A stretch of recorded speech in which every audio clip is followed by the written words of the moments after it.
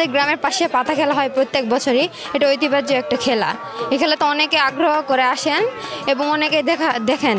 যেমন আমাদের বিভিন্ন গ্রামের লোকজন এসেছে, তারা অনেক মজা পায় এই খেলা দেখে। এটা আমাদের এখানে এক সাপুরিয়া ছিল, তিনি করতো প্রতি বছর।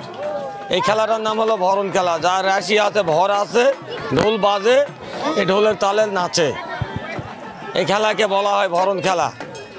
তাই আমরা ওই ইয়াতে প্রতি বছরই এটা করতেছি। এখন আমরা ছোটোর থেকে এই খেলাটা দেখি।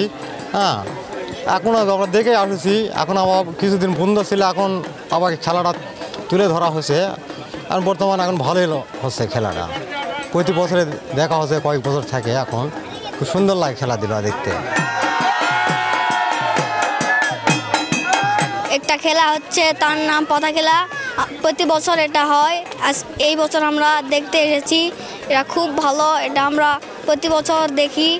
আমাদের এটা হাপানিয়া ইউনিয়ন শাখা। আমরা এখানে প্রতি বছরই আসি।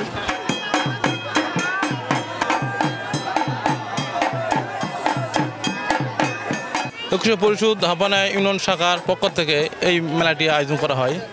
এটা গ্রাম বাংলার বলা হয়ে থাকে পাতা খেলা নামে পরিচিত। এই খেলাটা আমরা পরিচালিত করে থাকি এবং প্রতি বছর কৃষক পরিষদের সাথে আমরা অনুরোধ করব এই খেলাটা চালিয়ে যায়।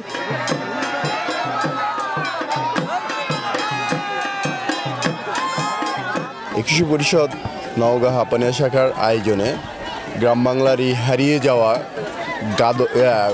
যাওয়া পাতা খেলার আয়োজন প্রতি বছরই করে থাকি আমরা।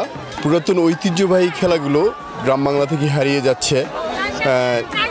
এই খেলাগুলো কালের বিবর্তনে যেন হারিয়ে না যায়, তার জন্যই এই উদ্যোগ। আমরা চাই এই তরুণ সমাজ এই আনন্দদায়ক খেলাগুলোর মাঝে থেকে মাদক তারপরে জুয়া, মোবাইলের প্রতি যে আসক্ততা বাড়ছে, সেখান থেকে বেরিয়ে আমাদের তরুণ প্রজন্ম সবসময় খেলার মাঠে থাক, এটাই আমাদের প্রত্যাশা।